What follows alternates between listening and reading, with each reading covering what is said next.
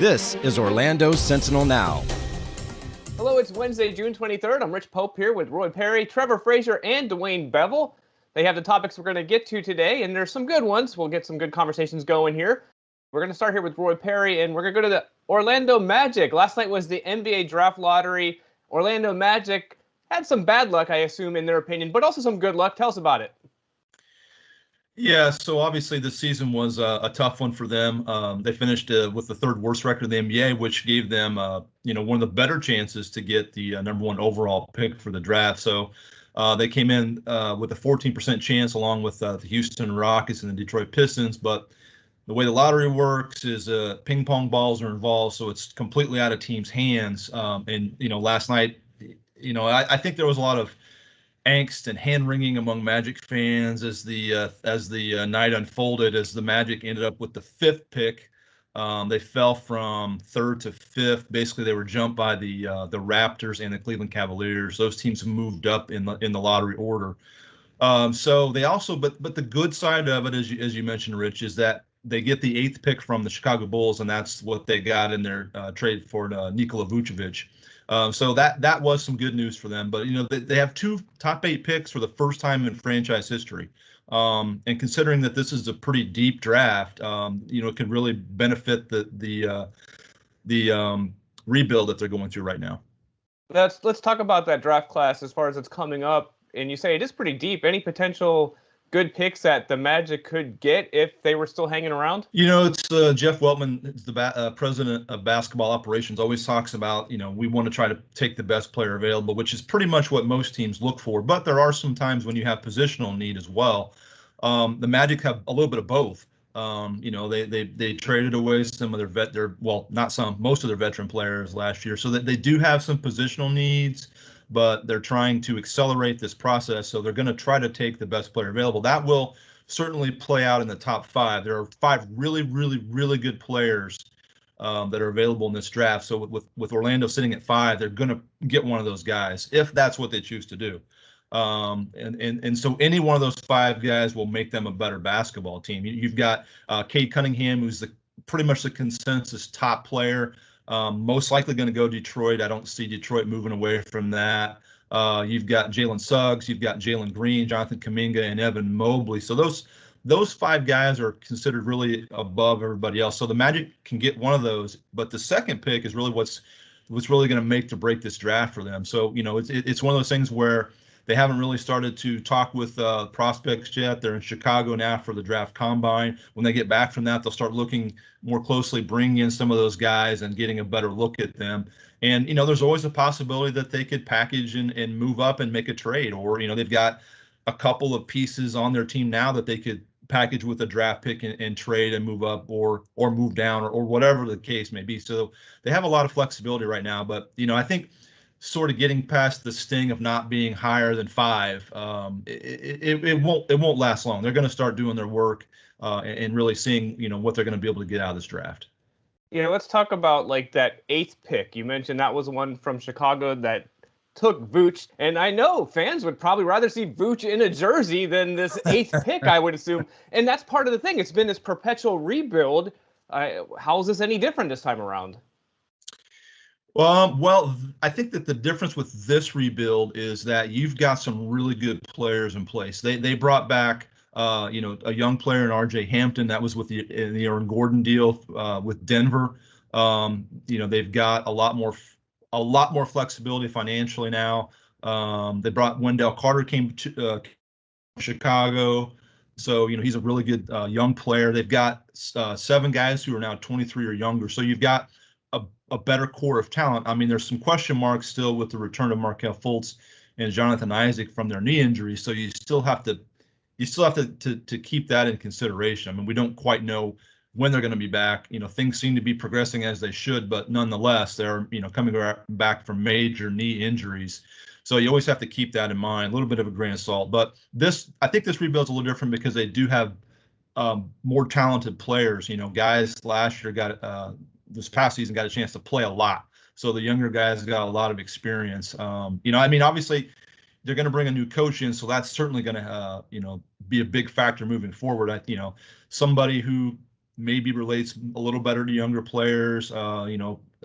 Somebody who's maybe has some experience with player development, younger player development, I should say. Because I mean, look, Steve Clifford did a great job developing some players. If you look at Vucevic's path, if you look at, obviously he didn't play for the Magic, but Kemba Walker's development when he was in Charlotte under Clifford is certainly worth noting. So, although those things are going to come into play, but I think just overall that their talent is better at this point.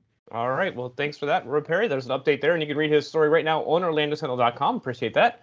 All right, going to go forward here to Trevor Fraser. So, Trevor, if you go around the Orlando tourism area, you pretty much kind of can see that tourism's coming back, but not for business travel, and there's some concern there. What's going on? Yeah, that's exactly right. The picture for tourism is pretty rosy, and in some ways it's up even above 2019 levels. Not exactly, but the Expressway Authority apparently has had higher tolls, so they say at least more people are driving through here.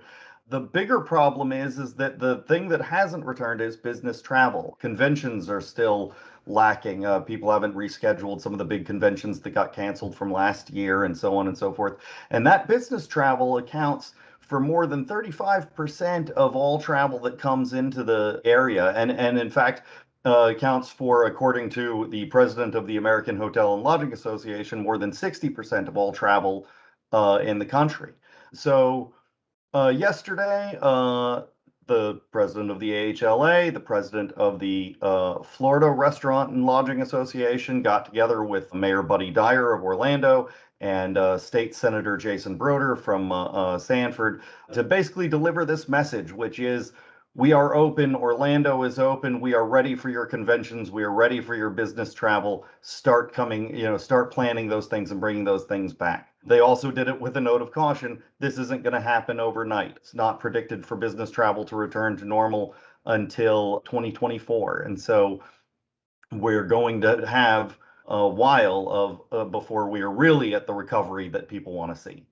Yeah, that 2024 number, that seems far off it, but you think about it, a lot of times these conventions take some planning. It essentially needs a runway to build up steam to get them going. This was one of the points that Chip Rogers, the president of the AHLA, made to me in an interview, which was that those conventions can take, 3 to 5 years to plan. So, getting those things in order means you got to start now. And he's saying start now. And he's, also pointing out that, hey, the rates are really good. The convention center, the hotels and so on, they're all charging way less than they normally would because they're in this situation. He's like, you're probably never going to see these prices again. You should jump on them right now. You should start grabbing things as they are. Yeah, let's touch on the Orange County Convention Center. Obviously, that's a big piece of this puzzle here, and that's a large space sitting empty for the most part. Yeah, well, since last March, they've canceled more than 130 events, canceled or rescheduled those. They've started to come back. The volleyball tournament, the AAUW volleyball tournament, which is a big getter, brings in, a couple tens of thousands of people every year. That came back this year. That's going on right now, So things are starting to go there. But I mean, remember that conventions are more than just hotels. Conventions are more than just people going to the convention. They're eating out, they're, visiting the shops and so on and so forth. The convention center estimates that the lack of conventions last year had a $2 billion impact on the economy of the area. So this is really what it is, that when we're talking about the recovery, we're still talking about hotel employees. For as many hotel jobs have come back and so on and so forth, unemployment among hotel employees is still 3 times the national average. It's about 15%. As opposed to 5% nationally. This is still an industry that is struggling. One statistic that Chip pointed out, Mr. Rogers pointed out there, was that as people talk about it coming back and being back, the difference in occupancy between 2021, between now, the recovery, and 2019, our last, good year, is a bigger difference now, even now, than on September 2001. So think about that. Think about the fact that it's literally dropped more than it did right after 9/11, and is still down farther than that. So like he's saying, we are still in recovery. We are not out of the woods on this yet. All right, thanks for that, Trevor. You can read his story right now on OrlandoSentinel.com. Good read there. We're going to go here to Dwayne Bevel. So, Dwayne, for the Disney at 50 feature, I got to tell you, man, for journalists to get a source to go on record, it's a challenge, but you did the unthinkable. You got a mime to talk. What's going on? So back in the days, mid-90s, Epcot added what was called Bubble Nicholas, the Epcot mime. And of course, he was out of France. Epcot had a lot of entertainment based on the countries around the lagoon and stuff. And so for France, it was this man named Nicholas J. And he would come into the plaza inside a bubble, a plastic thing, and do his mime thing and come out, interact with guests, and yeah, I talked to him this week, and he talked about the old days. It was a good gig for him. It was steady, he'd get a dog, these kind of things. I always thought he was in the bubble like the whole time. All the pictures are him in the bubble, but he was really only in the bubble just for a minute. He's like, well, if you stay in the bubble for say 10 minutes, you start having brain damage. So he worked around that. He started in July. I like this quote. It was hot magic. That's a good one. Interesting story, too, about his background. I thought this was kind of cool how he came up to the ranks of becoming a mime. Nicholas's story is amazing to me. Remember when I had the guy who was 12 years old who flew here and then became an Imagineer. Anyway, Yeah. Gabrielle Rustin, my coworker, called that his origin story, and that's sort of what I'm into now. And so Nicholas's origin story. I mean, basically, he grew up in the Soviet Union. It's the Republic of Georgia now. That area. He, as a kid, like less than 10 years old, wanted to be a mime, and his parents thought it was cute, but then he was a teenager. It's like, aren't you going to go to law school or something? No, he wanted to be a mime.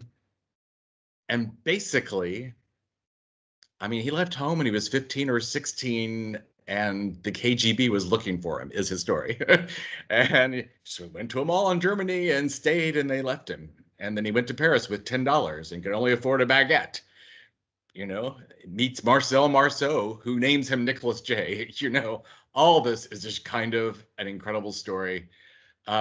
Yeah, I've known Nicholas a long time, but we had never sat down and talked about the bubble before. So this was an act he invented on his own. He got, early 90s, got the bubble developed, all this. I'm not going to say he invented it, but he knew what he wanted. They had to go find it. You couldn't order it from Amazon or whatever. And the act became popular in Europe, and that's where Disney found him and brought him over. Man, what a cool story. All right, we'll definitely read that one on OrlandoCentinel.com. It's a good one. And as Dwayne said, that origin story, those are really interesting as far as these individuals in these Disney, history of Disney as they get ready for that 50th anniversary. So good one there. All right, all. Well, that's all our topics for today. We're going to push pause for the afternoon. We'll start back up tomorrow at noon, so do come back and see us. Until then, I'm Rich, Dwayne, Roy, and Trevor. Everyone have a great day. We'll see you soon. Take care. Watch Orlando's Sentinel Now live every weekday at noon on our Facebook page and on OrlandoSentinel.com.